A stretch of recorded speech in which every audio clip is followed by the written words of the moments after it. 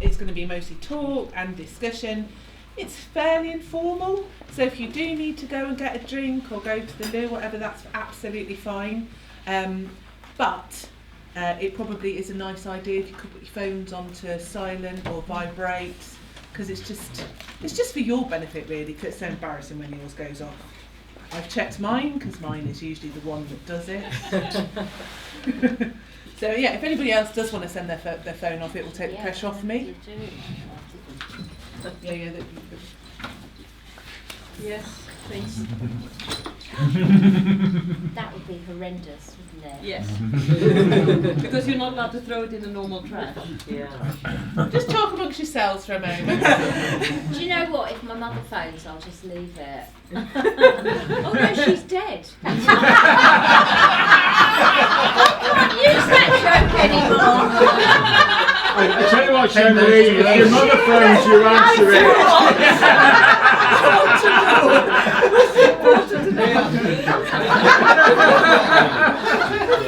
I would be surprised if even Deb couldn't stop your mother. Actually, pick her up. I was going to say, Shanley, you know what mothers are like. Completely forgotten.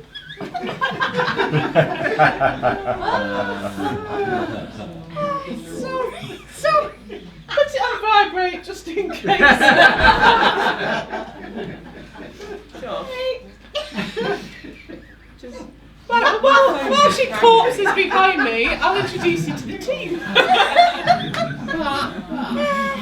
Oh dear. If we are interrupted by an act of God, Shonali's mother, or a fire, that's the fire exit. If you can't get past that way, there is another fire exit over there. That's the scary one, past lots and lots of fragile pottery. That one's probably better. And there's a really clear one here as well. So there's all sorts of ways to get out if you need to. So we are here celebrating the Step Up Commission and looking a little bit about creating new work, about how it works, how it all comes together to produce the fantastic performance that we had last night. So is everybody who's here now, did they come last night? No. So yes and no. Well, we'll try and explain things as we go on. Some things may make more sense than others, having not seen it, but we will just ask questions. This is, obviously we are all people that matter, and give us half a chance, we will just go on, but do join in. This is a conversation, this is discussion space. So obviously we have the wonderful Karin, who's clinging to her glass in case I get excited.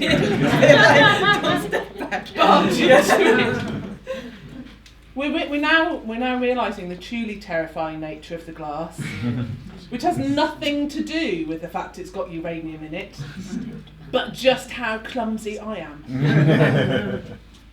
If you break it, you can't throw it in the normal trash. So then that's on you to call the right authorities and just take care of that.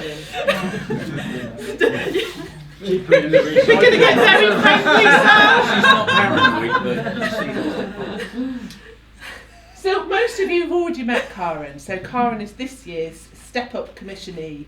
She's the artist and the piece that we chose to commission, and lots of you saw her fantastic piece yesterday. But although Karin's done most of the work, there's quite a big team that are involved. So we have Mike Rust, who is the director of Get Words and Edgeways Festival. We have Amelia Armand, who is a fantastic voice coach and acting and stage direction. We've got Joshua Crisp. You could probably can figure out what he does. With his enormous tripod. Yep. Shonali Campers. I'm just here for the light relief. I don't actually do anything at all, Has the biggest title though, as representative of the House of the West Wind College of Storytelling, who fund half of the commission, and me, and basically I'm just the nag. So yeah, I send emails and kick people's butts and make sure that they're doing what they're meant to do when they're supposed to be doing it. But might want to say a couple of words at the beginning, because Getaway and Edgeways put in half the money, but that money doesn't, well, you can talk about how that's funded. Good afternoon. All I'm going to say about what happened a few moments ago, that if you go into a church in Shropshire, every church has got a telephone, because we live in a paradise, and you can always phone up heaven from a church in Shropshire, and it's always a local call. They've said that for years. So I'm from the festival here, and in combination, I have to read this out to get it right. It's the House of the West Wind College of Storytelling, is its official name, and we fund this 50% each. Now, I can't talk about their side, but our side is a private donation. It comes from a friend of mine called Alan Whitaker, and he now lives in Miami. He's 85 years old, and he lives by himself. And we go and watch cricket together, and when we were watching a test match together over in Nottinghamshire, Trent Bridge, I told him all about this and all you nice people and how we were going to do commissions. I didn't mention nuclear recycling or anything, but I hadn't done all that. And he said, I'll put some money in for you. So the money that our side of it all comes from the Alan Whitaker Foundation, as its official name, and it's on our website for that. Now the reason I poked my nose in here today, because normally I keep myself under the radar. So I said to Alan, when the first commission and the second commissions come through and everything else, would you like to meet the people that did it? And his answer was they wouldn't want to meet a grumpy old shit like me. And I said, well, I'll have to do it for you. He said, you have to work harder at being as grumpy as I am. Okay, so that's the reason he's not here. He's now living in Miami. He's 85 years old and he lives by himself. Now I talk to him regularly, and when he goes quiet on me, it means he's in hospital. So suddenly at 2 o'clock in the morning in the week, with all this was going on, it suddenly hit me. So I phoned up the hospital in Miami, and now I found it. Now, this is something we don't do in my generation, and Alan and I particularly don't do, but I'm going to ask you to do it, and I wish I'd brought a bigger card, because I didn't think so many people would be here today. So I bought him this, it's a Get Well card. And I wondered if I just left it, would you sign it? Yes. Yes. Right, and I'll just hand it back to him. And that's all I really wanted to say. And this is the second of, I think we've agreed 3 commissions altogether to initially, was it? I can't remember now, to be fair. But this is the second one, and it's gone extremely well. So I'm told, because I haven't seen it. But it's not my role to see it, it's these people here's role to make sure it happens. I think it is your role to see it. You're going to have to. I'll get to see it when I've got time to sit and listen to it. I'm not worried about everything. We will make sure to get you to a performance, because I think you should see the result of everything, because it's amazing. Come to Stowmarket. Oh yeah. Yeah. Next May, come to Stowmarket. You can see it there. Oh, okay. All right. So is that part of the East Anglian Storytelling Yes. Festival? Yeah. Yeah. So. Yeah, the Easter and Marion, is Marion here? Marion said. Yes. So we've also been working a little bit with Marion to the East Anglian Storytelling Festival. Also agreed that to give us another space to make sure that the commission would get out there and get to people. So this is the second of the Step Up commissions, and it's very exciting because our first Step Up commissionee is also here. So last year's the first Step Up commissionee was Madeline Granford. Oh God. So I've got my mouth full of flipping miso soup, and it's stuck my tongue together. Get rid of the tofu. Madeline Grantham with These Woods So Free, which is also a fantastic piece, which is still available. And it's an evolving process how we put the Step Up Commission together. And the first year was quite a simple one, and we were trying it out and trying different ways of working.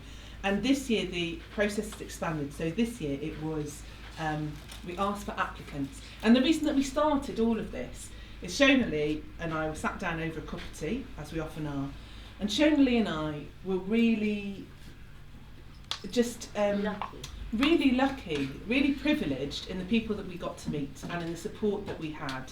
We had fantastic mentors, and we had people from the arts.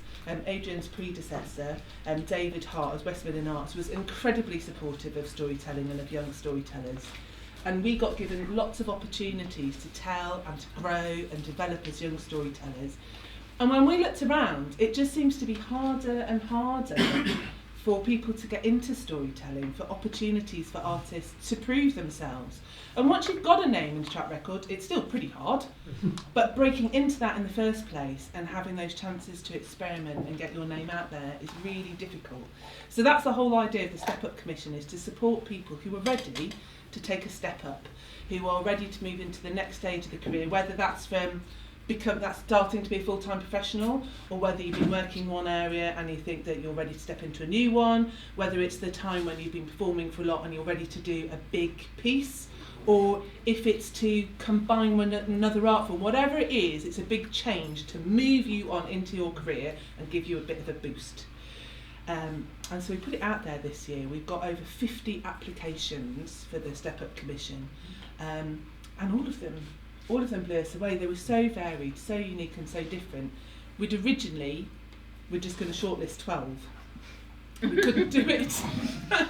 And we managed to shave it down to 20 and invited all of those people for a workshop. And one of the things that we wanted to do with this was to get young and emerging artists, and when I say young as artists rather than age related, but emerging artists to come together, to have a peer group, to be able to swap ideas and hopefully build relationships and those peer networks. So Simon Hayward is here, and again this is one of the opportunities that Shonali and I had when we were all sort of young and starting out. Me and Shonali and Simon used to set each other all sorts of ridiculous tasks and just have workshops that we made up for ourselves, and that peer support is really, really important. And it's so much more doable now. Now Zoom's opened things up. It's really good to get people together in person, but you've got all of those backups so that you can keep working and keep talking in between those personal meetups, so to try and develop networks.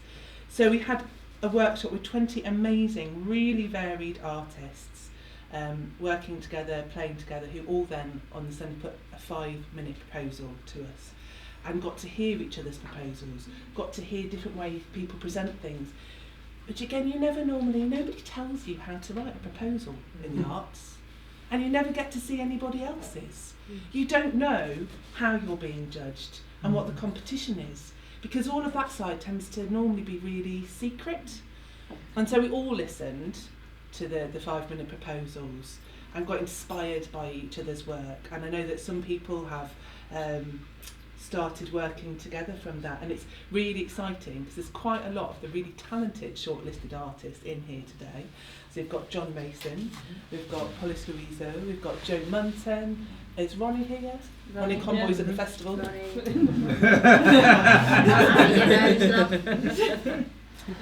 My sight's much better at a distance.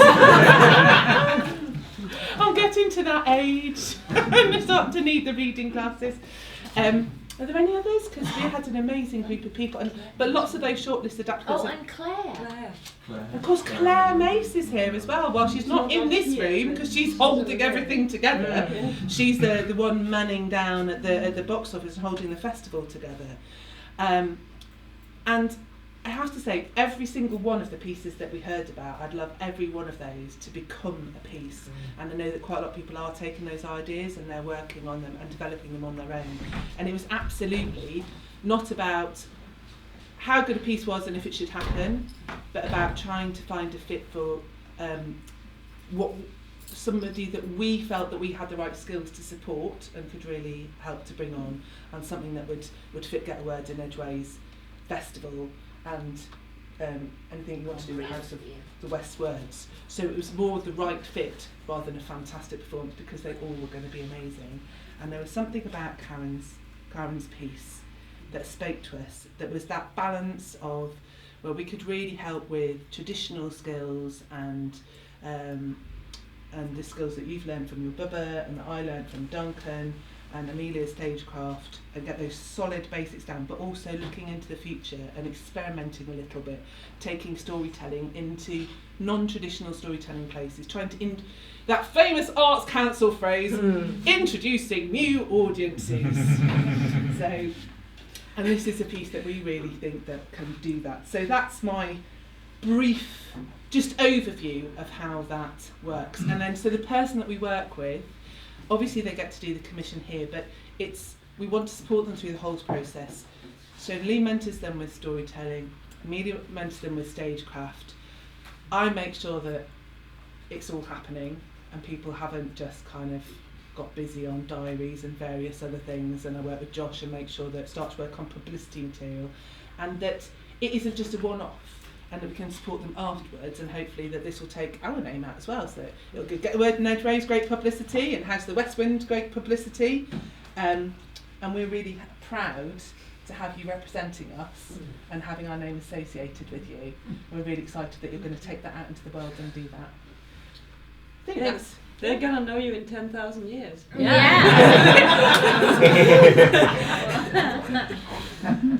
Is this Can you imagine the stories of us that will be taken 10,000 years into the... That's a bit scary, really. That is utterly terrifying. So that's sort of the brief overview of the whole thing, and like dive in with questions at any point, and kind of, this, I don't want to feel like I'm lecturing you all the time. It should be a conversation. I'm going to hand over to you, Shonali, for you to talk a bit about the mentoring and how you work on the mentoring side. Yeah, absolutely. So one of the things, obviously, it's about wordsmithing and story, and I've been telling stories for 40 odd years now, which is quite a long time. I started with my Bubba, who was a Dritsila, my Bubba, my grandmother, and she taught me a whole series of techniques called drashing, and I've been doing that since I was 4, basically, and I started telling when I was about 11, 12, and I'm 51 now. So okay. nicely cued there. Nicely cued. And so one of the things especially when you're creating a new piece, one of the things that happens is you have a great idea for a piece, and this happens with writers, it happens all the way through. But what people don't realise is you don't need just one great idea, because that great idea is your beginning. But you need 3 great ideas. You need the great idea that is the beginning piece, the great idea that's the middle piece, the great idea that's the end piece, and then you need to learn how to weave all those 3 together to have a cohesive arc, really. And the midrash, or the drash, which is at least 2,000, 3,000 years old, that I teach it because I see no need to reinvent the wheel. It's an amazing series of techniques that shows you how to unpick narrative and weave it together. And what I do is, if you do it in reverse order, because it's designed to look at traditional stories that already exist, but if you reverse the process, it is an amazing tool for creating a new piece of work. So my job really is to work with, the commissionee, Karin, and last year, Madeline, and to go, right, okay, what's your great idea? That's great. Where's it going to go? How's it going to develop? What's the arc of this? Try doing this, and to give them midrash exercises. And I think we met on a fairly regular basis, thanks to Zoom, really. And sometimes it's like one on, and sometimes it would be the 3 of us. And so I worked with midrash exercises. So Karin would come and say, I'm having a problem with this, or I'm having a problem with that, and I'd go, have you tried doing this particular drash? Try doing this drash, and she'd come back and go, oh yeah, that opened out this for me, or it opened out that for me. And often a new whole set of questions, which is good. So that's kind of my role in this whole thing. House of the West Wind, as I say, gives half the money because, again, exactly what Amy said, I got so many chances, and I think, when we were in our 20s, it was easier to get funding. It was a lot easier to get funding. And, we got so much, I was doing projects where, they were giving you 50 grand to do things. And that just doesn't happen now. And so I am a big believer in paying it forward. And it's also great, I think those of you in the room that are storytelling's a fairly solitary, and poets and writing, it's a fairly solitary experience. And I'd also gone to drama school as well, and I loved that idea of working. I did a lot of work with Whole Truck a few seasons ago, and I loved the idea of working with a group of creative people as well. So that was the other reason I wanted to get involved with it. So Yeah, it has nothing to do with the fact that we just wanted to do something together and drink tea together. Nothing to do with that whatsoever, really. And play. And as you've probably seen, if people don't keep a rein on me, I'm just my own worst enemy, really. I actually got locked in the toilets going over to an American festival a few weeks ago. 36,000 feet locked in a toilet. Anyway, we won't go into that. So that's kind of what my job is. And with that, I will pass you on to Amelia. Hi. So I started as an actor and came into, I've been writing poetry since I was small, but I came into storytelling in my 20s, having finished my training. At that point I was a jobbing actor, and I was so impressed by storytelling and also went, I think I can do that. So I started working in the field of storytelling as well, and they feel for me like two interlinked but distinct disciplines. There are lots of things that are the same, there are lots of things that are different. And when I was first approached about the Step Up Commission, we were all on a Zoom and you were talking about this exciting new thing that you wanted to do, and I sort of assumed that you were going to go, and we think that you should apply for it. And then it was like, we'd like you to come and mentor for it, and it was like I heard the level up sound in my head. I was like, oh okay. Turns out I'm more skilled than I thought I was, which has been lovely. Because what I bring to it very specifically from my performance background is I want to put on a good show. And the Step Up Commission very specifically, we're looking for that kind of wow moment. We're looking for something that is, head and shoulders. It is a centerpiece. It is a featured moment, and so it has to be a little bit more than a simple storytelling show, but also like not as big as a full-scale theatrical production. So I sort of sit with one foot in that world and one foot in the other world and help bridge that space where we can bring a theatricality to it without it feeling forced or awkward.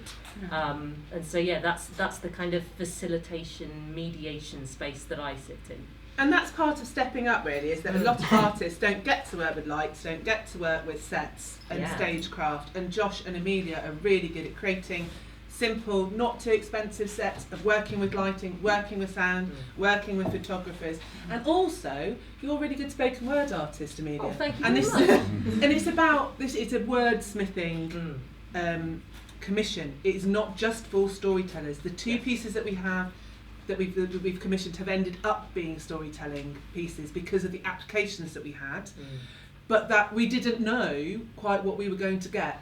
And obviously Stonely and I are very much rooted in storytelling and ballads, so we know a bit about poetry, but not as much, and we felt it was really important that we had the spoken word side as well. Yes, absolutely. Make sure the car gets back to you. And we'll make sure the car gets back to you. Okay. And I was just about to say, this is the bit you've all been waiting for, and I wasn't actually the moment of... He's refusing to get any spoilers before he actually sees the show. Obviously the moment you've been waiting for is not for Mike to leave, but we've all been waiting on, but I think you've all come to see Karin. Yes. And you want to hear more about the piece, so we're going to hand over to Karin to talk about your development process and all the bits that we've got to hear about how you put that together and all the amazing things that had to be left out. Yeah, I didn't get to show my PowerPoint. You will tomorrow.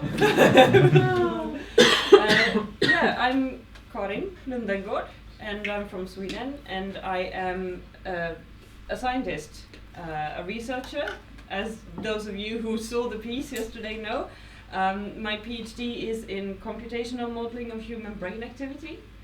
So when I did my PhD, we were measuring brain activity of humans, and well, what my supervisor wanted to look at was sleep and stages of consciousness, and what is the difference between sleep and being anesthetized and being meditation and just thinking about things.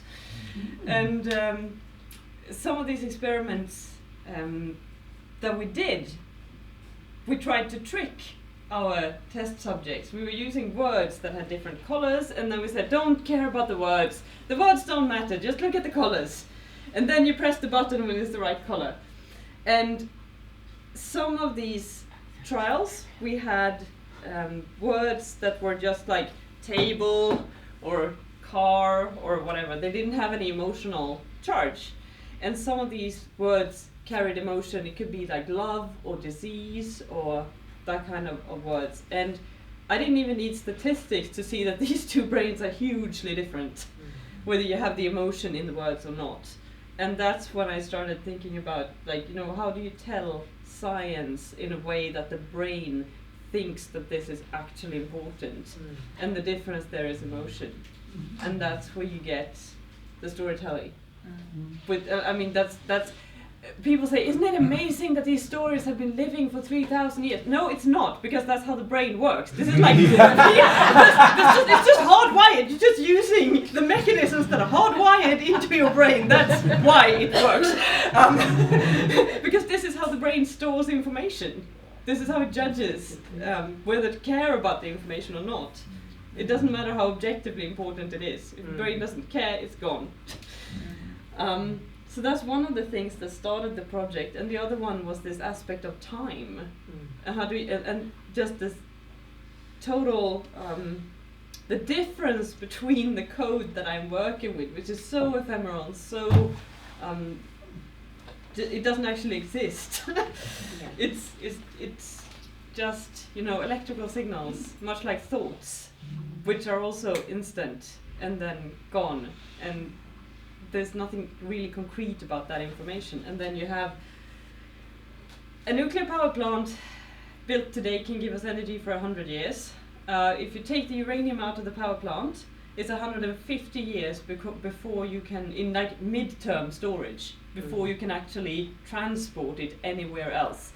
And then it is between 10,000 and 150,000 years before it is safe, before it's down to the level of the uranium that you took out of the mountain from the beginning. And the aspect, like how do you think? I think that those time spans are too big. You can't encompass those with your thoughts. We can't understand it. And that makes the discussion so difficult to have about nuclear power. And that contrast really fascinated me. And the fact that the only thing that I know that actually spans that, like the instantaneous thought that is storytelling, that is me telling a story and you getting pictures in your head from what I'm telling you, is the only method that I know that can span that time span. And there is actually research, there's lots of research done on this, like what do we do with nuclear waste? And the field of making warnings about nuclear waste is called nuclear informatics. And there is a rather famous paper that was published in the nuclear informatics field where the conclusion that they came to in how do we store this information, how do we construct a warning about nuclear waste, was that we should start a cult. This is like the scientific way to do this, is that we should start a religious cult, and that cult should be breeding cats. Yeah, that makes perfect sense. And the idea was that you should make cats, genetically modified cats, that change color, that glow in the dark when there's too much radiation. And then you should have a cult of priests, the nuclear priesthood, which will breed these cats and make sure that they keep the genetics, and also to tell stories about the horrible thing that will happen when these cats start glowing in the dark and that you need to get away. Like, take your cats and go until the cats don't glow anymore. And I was like, this is what I got into science for. This is truly, I want to do this. Makes me want to go. Yeah, science is great. is that if you look at information preservation, if you look back in time, the information that we have that has been understood, that's still like comprehensible to us, that has lasted for the longest, are religious stories. That's the thing that we have. They are all. How would Bubba feel about being part of a religious cult? Well, you know, it sounds like a shameless plug, but one of the stories I'm going to tell tonight is something that you will have all seen, but probably don't have the context for, but is held in these stories. So yeah, so I think she'd be quite chuffed by it actually. She would probably throw in the odd sort of curveball and trad bomb, you know, just yes. But you must only do that on a Wednesday. She'd enjoy that. And I mean, also one of the good things about religious cult is that they tend to have these very strict rules that you have to do, and that's what you gotta do in a catastrophe. Like in your normal life, you want to have a bit of wriggle room of how you live, and you want to have the freedom to do the things you want. But when the tsunami comes, you run, and there is no option, because you run or you die, and you just do that. That's the rule. You have to do that, and that's the thing that cults do. Yeah. Tell us more about the benefits of cults. So,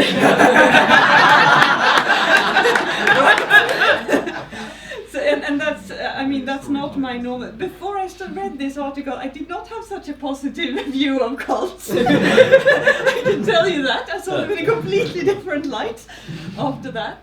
Green glowing one by the sound of it. But then I went. So I have been running a storytelling group in my town in Sweden. It's a tiny. It was like 5 of us, me and my friends from university. I've been running that since 2007, and just telling stories once a week. And then COVID came, and we couldn't meet. And then storytelling happened online. And I realized that there are other people in the world who are doing this, and I can talk to them, and I can listen to what they do. And that's how I found journalism.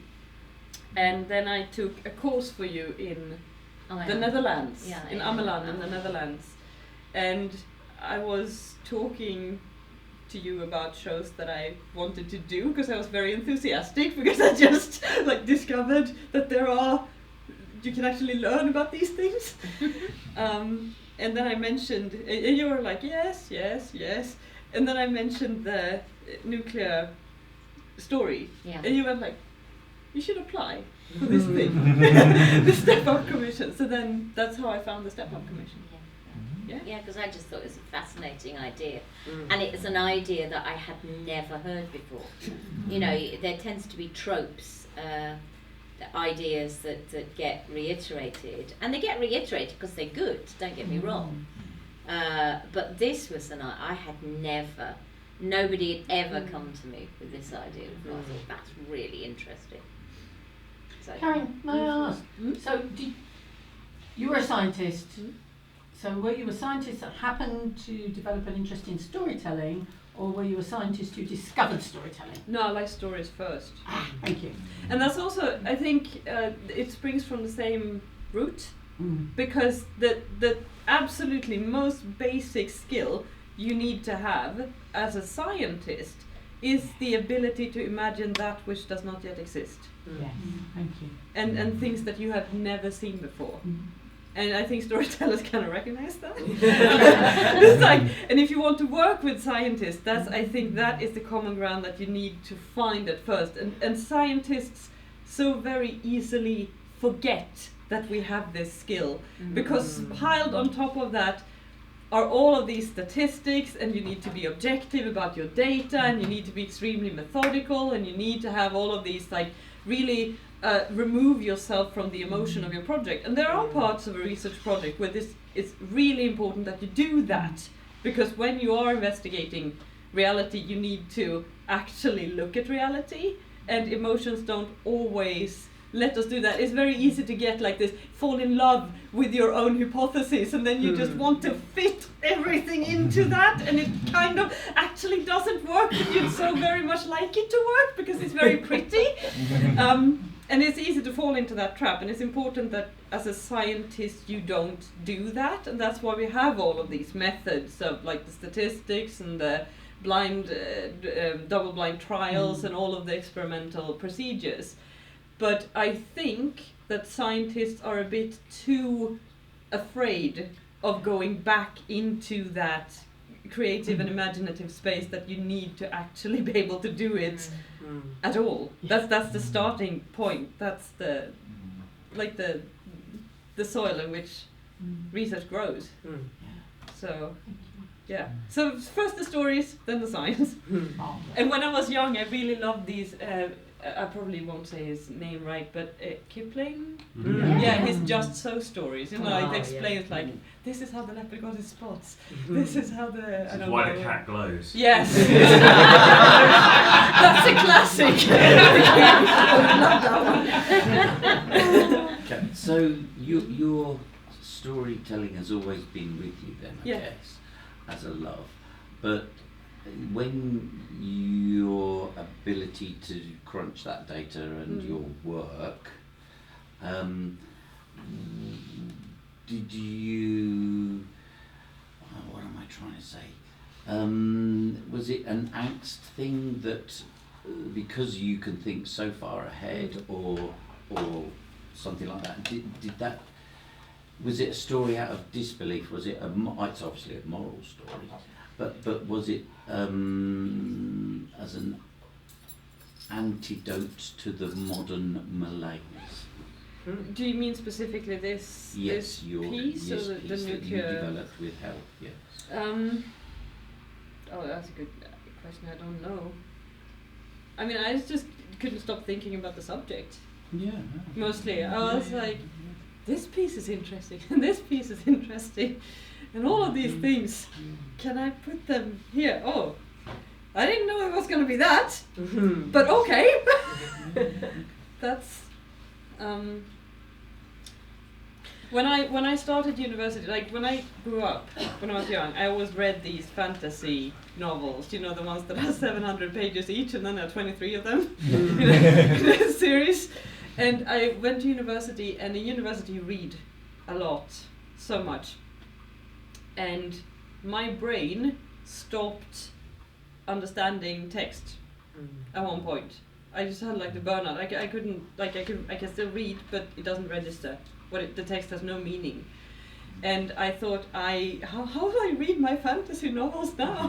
How will I get my stories when I can't read? And that's actually when I got into the oral storytelling. Because I've been reading a lot of folk tales and reading a lot of stories, but the oral storytelling just came out of, I can't do text anymore. And then I just want to tell stories about things that I think are cool, and that I like. What is very interesting as well, and what I love about your piece is it's so positive. I mean, it's just curious and questioning and just posing lots of questionings and playing with ideas, and I suppose that's been one of the things with us of how you put that across, because I know you found like people just assume as soon as they hear this word nuclear that it's going to be a disaster. Yeah. Yeah, as soon as you say, I want to tell a nuclear fairy tale, they go, oh, it's a dystopian wasteland. Yeah, we were talking about that over breakfast.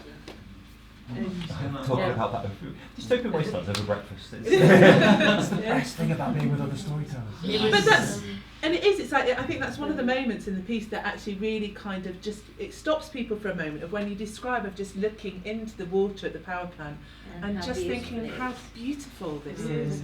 And this makes me want to do science. And it's, and it puts us in a space to be objective about the whole topic and to start questioning, because I think people just hear the word and they've got automatic set responses, and that's when conversation and that's when discussion and exploration and being questioning all shuts down, because it's just like, no, it's bad and that's it and we mustn't do it, and it's and everything becomes very closed down, and you just opened everything up. Yeah, because there's two things about that. The debate in society about nuclear power is more emotional than any other technology.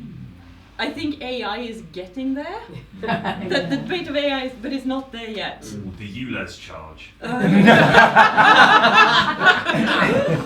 But and it's so strange, and it makes it kind of difficult to work, because I wanted to work with scientists. I wanted to work with people who actually, like, if I'm going to make a story that is a warning to people in the future, which is useful, I want the warning to be true.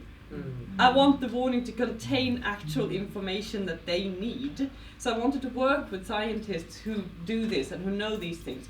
And I wanted to do like a technical consulting on my stories. I got into contact with a research team who does that and who work with the ones who are building the storage in Sweden, and had them consult on my story and like do the fact checking and stuff. And the problem with this is that people who work with nuclear power are very wary of anyone else who wants to talk about nuclear power, because they automatically assume that you're against it. And it's also, as soon as I tell anyone what this show was about, they have very strong assumptions of what the piece is going to be and how I feel about it. And that was one of the things that I thought was quite difficult, like you say, like how do we get into a space where we can, how do I get people to just have this without locking everything into what they already think, or like their own I think story does that very well though. Story can sit in a middle ground. It's because it hacks the brain. Absolutely. You know, I did something a while ago now, working with a court of human rights, where lawyers were going, we can't put in a logical argument because then the victims don't feel they're heard or seen emotionally, but we can't go into court with an emotional argument. So where do you find that middle ground? And I was pulled in to go, well, story, you can sit in this story that is neither one nor the other, but it's this liminal space that everybody feels heard and everybody goes away. And I think your piece does that really well. And that's what I'm fascinated by, the lattice that you tell your stories from, where there's very often there is a story that you hear, and then at some other point in the lattice it's the same story but it's from another point of view, from another character, and you have totally different conclusions from these, and how, and morals from these, just because how you look at the situation. And that's really. What did you want to say, Emilia? I was just going back to what we were talking about before. Was we had a point on the journey of the development of this piece, looking at like it's not a dystopia, where we were exploring essentially a kind of, we were like, it's not a dystopia, it's like a why not-opia, where like what if we're in the far future and everybody made all the right decisions? What would that look like? Wouldn't that be a thing?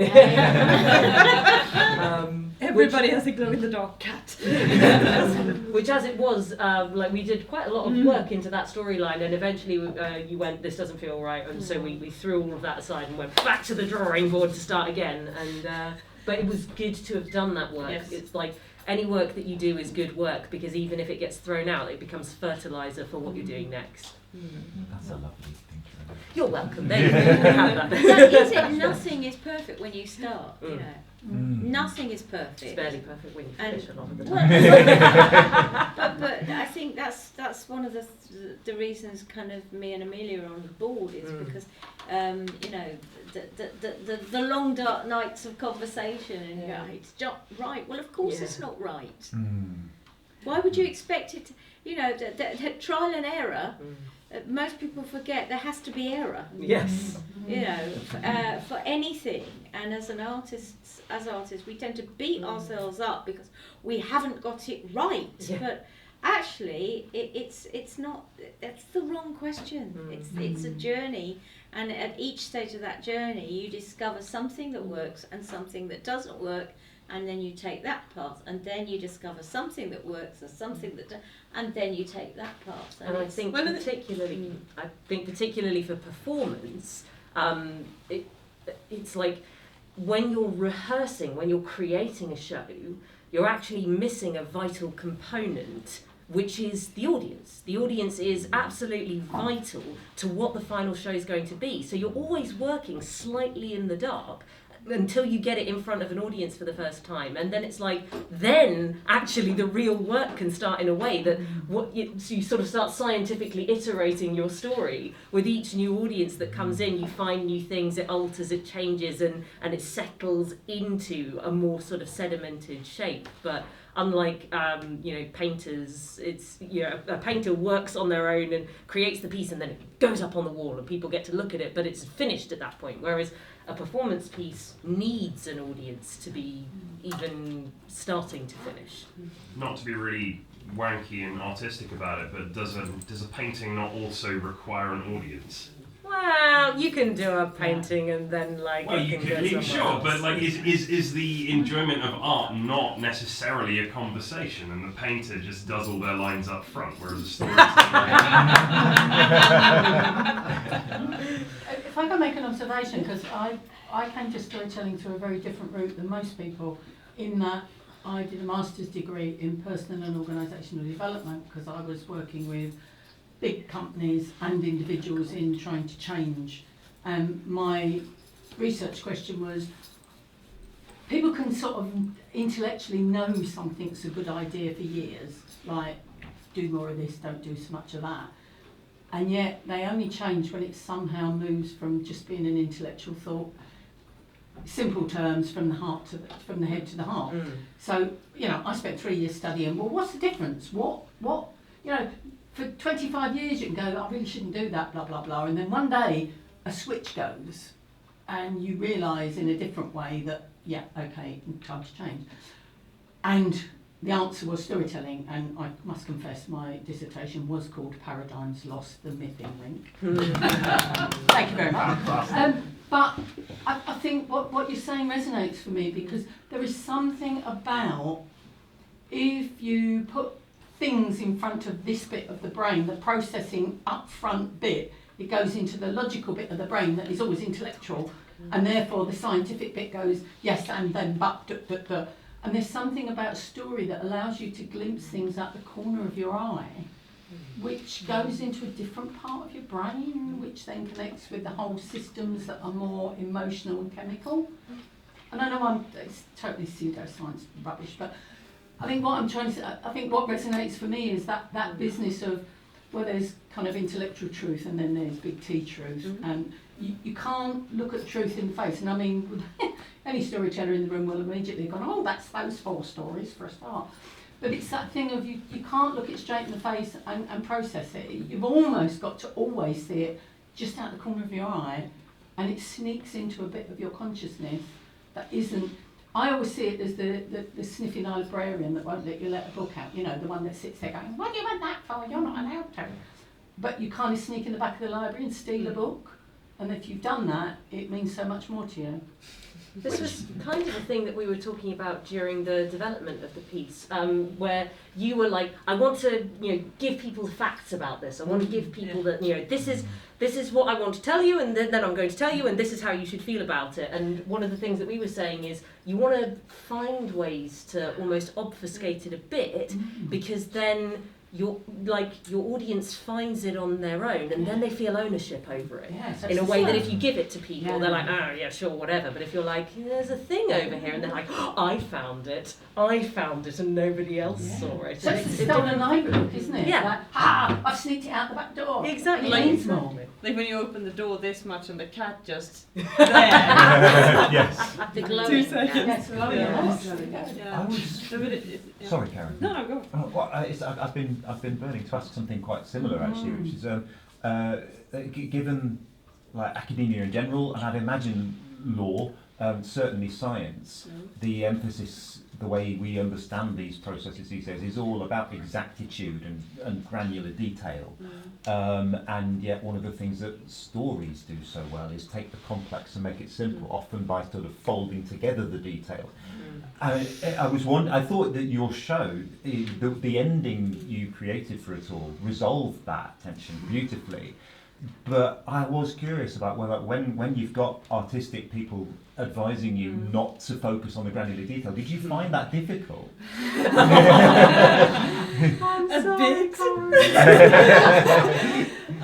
No, I mean, mean, I started out with like, I want to say this, and I want to say this, and I want to say this, and then I felt towards the end of this process, I felt like I just cut out everything I wanted to say. Like all of that was taken out of the show. I didn't say anything, and then I had it for a couple of friends, and I asked them, what do you take from this show? Like, what are your thoughts? And then they said everything that I wanted to say. I was like, okay, it worked. Yes. But actually, you find circuitous ways to tell people what you want them to hear, because nobody likes to be lectured. Yeah. I think that's what it is. And there is a really funny math example if you're looking at bandwidth.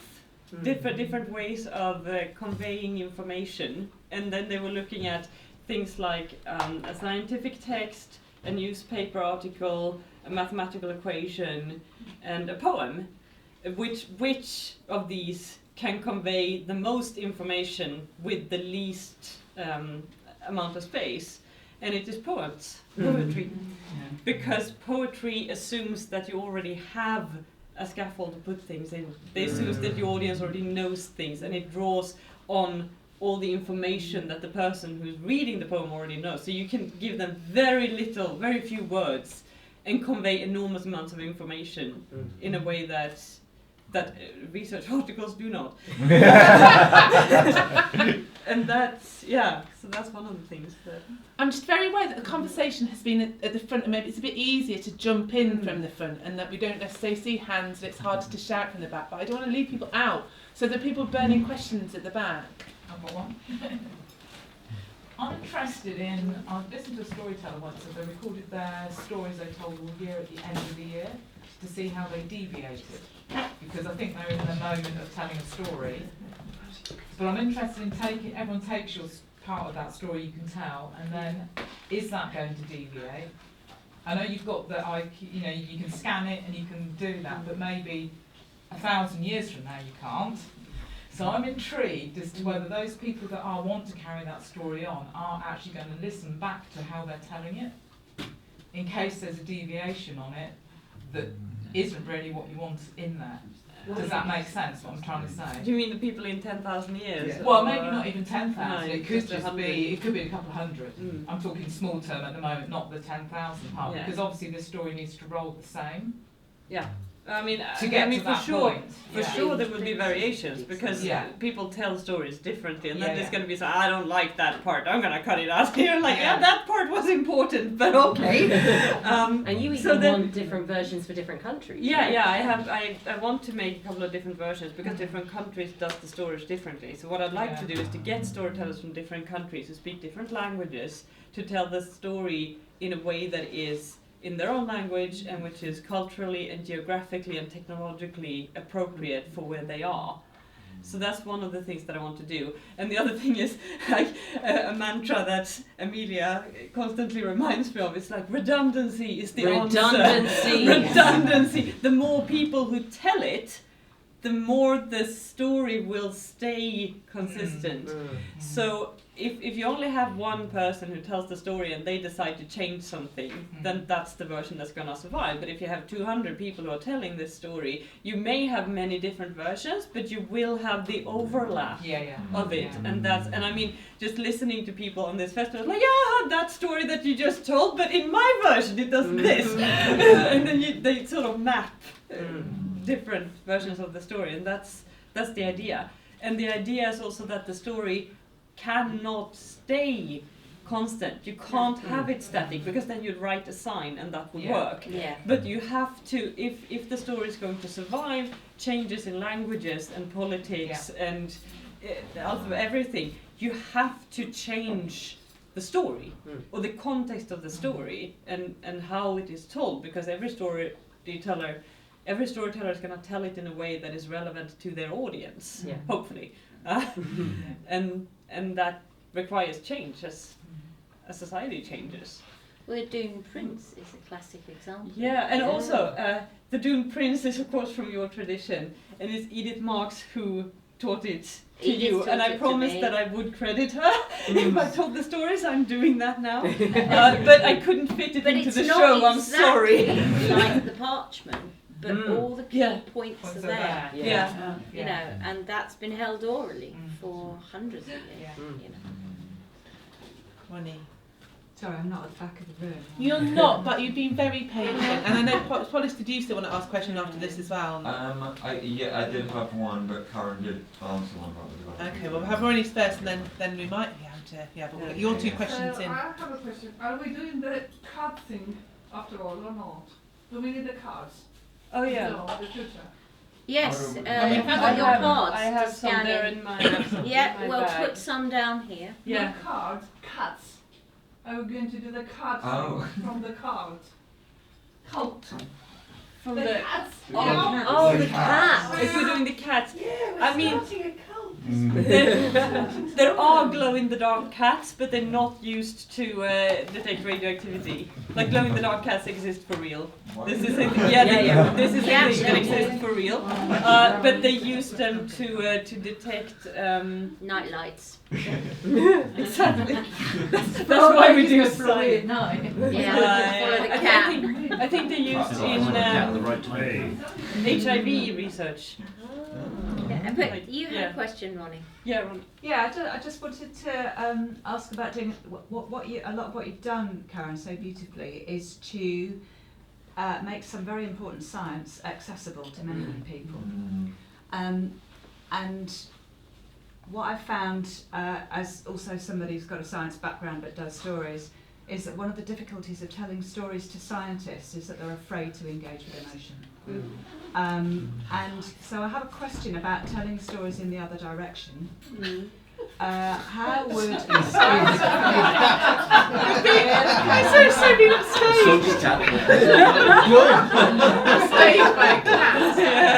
so how would you take this back to a scientific audience in a way? So I'm wondering about the circularity of this. Yeah. Whether this story could actually come round and get people to seriously think, not about whether nuclear power is a thing to have, but how things should be stored, and is there a way in which it could be communicated better so you have a circular problem. Am I making sense?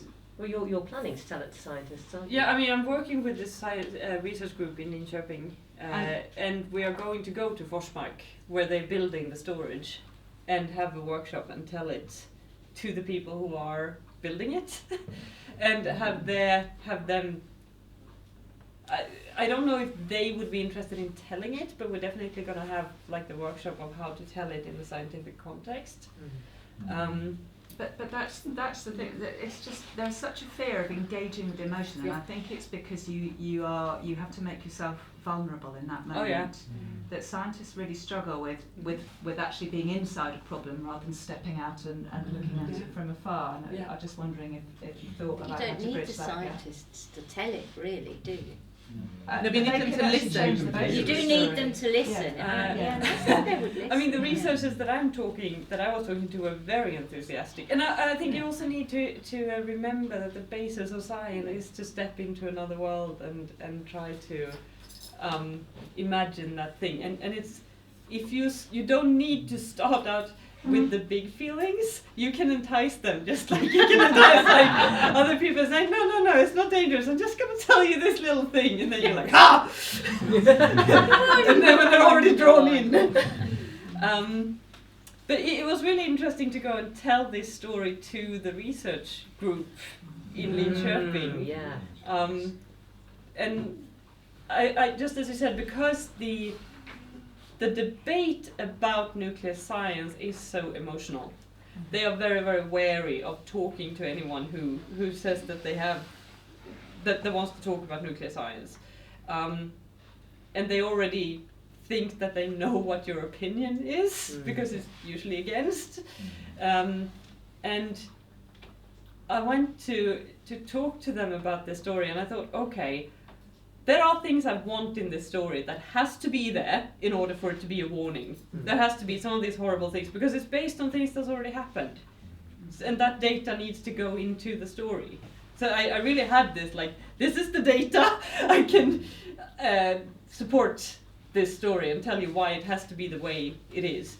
But I didn't want to make it too catastrophical, because then I thought they will not want to engage with it. And then I told it to them, and one of the first things that they said was, "Epic story, can you make it more horrible? Can you put in a pet that dies?" So there is a version with a pet that dies in the end. But then I was like, yes, I can do that. I'll make you that story, but it is not going to go into the festival because it's too long already. But not a cat. No. Oh. Sunburnt goldfish floating. But there's one thing that Dogs, you say dogs. at the end of your nuclear story, Yeah. your nuclear fairy tale, if you like, where you say all this has happened. And you don't say all this has happened because nuclear is bad. You say No. all this has happened because when people encountered it, they didn't know What it what it was. was or Yeah. what to do. And I thought that was It's the lack of It's the information lack that's of the danger. information. Yeah, It's the because danger. my show for me is about information. It's not Yeah. about nuclear science. Nothing It's to about do with it. Yeah. how to treat information, and also because, I mean, when I start doing research to do the nuclear fairy tale, YouTube started suggesting catastrophe videos. Lots and lots of like, this horrible thing happened and this horrible thing happened. I'm absolutely sure you want to know why this man lost his skin. You know, and it's very easy to just get into this, like, why do we have nuclear power at all? Like, why are we doing, why does this exist in society when it is this dangerous, we can get this injured from it? And it has this enormous, like, you can spread it over enormous distances. And then I started like, oh, because we also have X-rays, because we also have cancer treatments, because we have light, because we can keep our houses warm, because you can keep your refrigerator cold, because you can keep people alive even when they're in a coma. And all of these things are things that we can use nuclear energy for, and our society is using enormous amounts of energy. And if we want to have the kind of society that we live in, we can't really say no to that use of energy. That's the cost of it. And if you're looking at nuclear power, it is the form of energy that has the lowest cost of of human lives per kilowatt hour. So, and it's because it makes so much energy, and just have that now, yeah. And I wanted to get that into the story because there is so much things that we get out of using radioactivity. That is the reason why we are doing it. And like you say, yeah, it's at this moment in time, but it doesn't. At this moment in time, debating technologies that might exist in the future is not actually relevant until they exist, because they can't solve the problem that is now either. And I wanted to get that balance into my story because I didn't want it to be, you know, this dystopia and just nuclear radioactivity, everything is always bad, because then they wouldn't understand why we did it either. It's a little bit like for people in the future, they're never gonna get anything good out of our nuclear. Like the energy that we use is gone, and what is left is for 10,000 years this waste, and that's our legacy to the future. And I kind of want to explain to the people of the future, like, that's why we did it. Sorry, we liked it. You know, it was good for us. Good luck.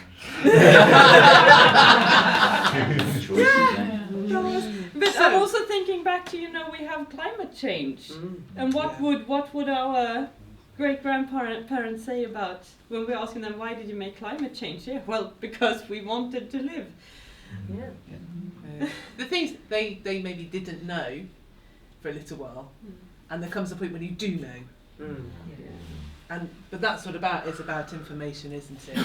I mean, first published article about climate change was in 1809. So.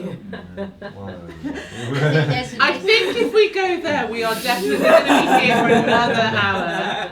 We are over our hour. We could talk about this for much longer. And I promised that we were going to let you ask a question, but I was fine. I just wanted to know where the plate came from. Oh, the plate. Well, I think that's an important question. It is a Swedish glass manufacturer who made uranium glass. So there's actually uranium in this.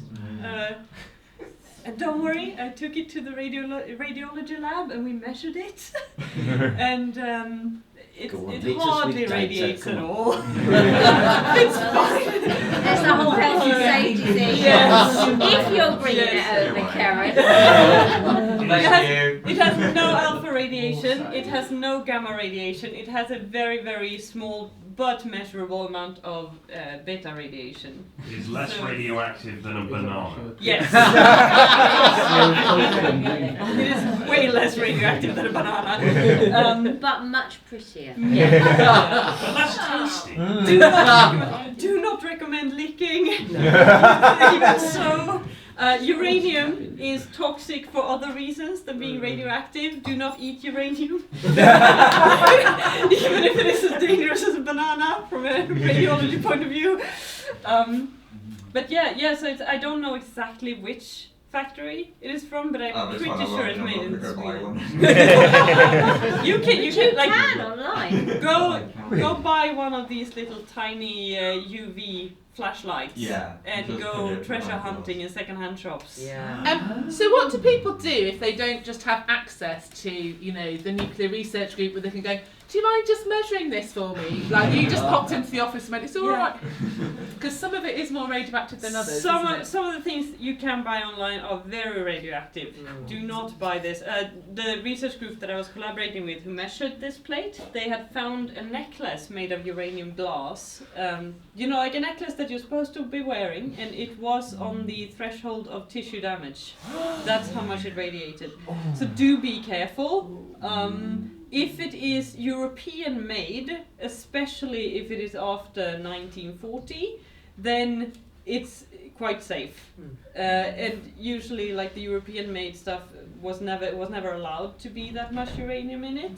But if you get it from, for example, China, there are no controls for that, and it can be very, very radioactive. And I think you would want to send a video of these like anti-Wi-Fi thorium pendants. medallions. Thorium medallions. You can buy online at the moment. Thorium medallions. Yeah, they're supposed to block 5G. 5G. Yeah. Please don't ever buy one. They They are highly radioactive. 5G can't get you if you're dead, though. And I think that's what they're acting on. In my bag, there is at the black one. There are the cards. Oh yes. Yeah. The other thing, you can go online and you can find the radioactive bottles that the Coca-Cola company used to put their Coke in. They are still, as an energy drink, please, to put just a little bit in because it peps you up. And if you want to look at a particularly good and well-made documentary of the Fukushima, The Days is very good. And Into Eternity. Yes. Into Eternity is about how to store uranium waste. It is an amazing piece of storytelling, actually. Should you have accidentally So bought good. something from China?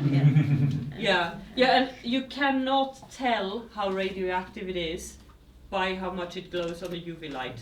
There is no connection between those two, because there are other it has nothing to do with the radioactivity. The glow is not connected to radioactivity. There are other metals that glow like this, which are not radioactive at all. So it's not necessarily uranium in the things that you find. But do be a little bit careful, and if you can check where it was made, that's definitely the best way of figuring it out. Yeah. Thank you. And there are these cards that we should put on the tables, where you can scan the QR code and you can get to a web page where you can hear the story, you can read the story, and you can read the explanation of where the different things come from, what the different things are, and the reality behind it. And there are references if you want to read more about where it actually did. What actually happened? What things I took and glued together and painted over with uranium green for this piece. Yeah. So yeah, please do take a card. Please sign the card for Alan if you haven't yet and you would like to, and give that back to me at the end. There will be many more, hopefully, opportunities to see Karin's piece. You can definitely see it at Staymarket in May, but it will be in other places. There will be another Step Up Commission. We're about to have a meeting and we're sort of in the middle of getting some funding. We have grand plans. Whether we can get them funded or not is a different thing. We'd like to extend the amount of mentoring that we can do. We'd like to work with a group of people. We did a little bit of mentoring this year with all of our shortlisted applicants. We'd really like to extend that and establish more peer networks, as well as creating specific pieces of new work, and just find as many ways as we can to encourage the next generation of wordsmiths to be risk-taking and exciting and creative and stretch themselves and be as brilliant as they can be. So watch this space for the next Step Up Commission. But for now, we just want to celebrate this year's Step Up Commissioning. Marvellous Karin Lundengård!